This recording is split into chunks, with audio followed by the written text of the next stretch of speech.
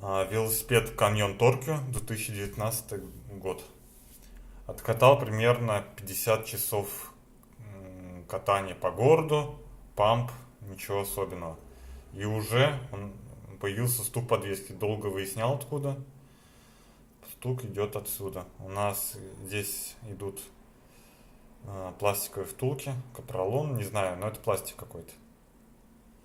И здесь у нас очень большой люфт.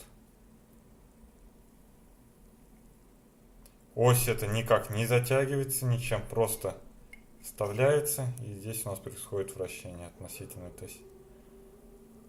Вот тут здесь у нас болтанка. То же самое с другой стороны.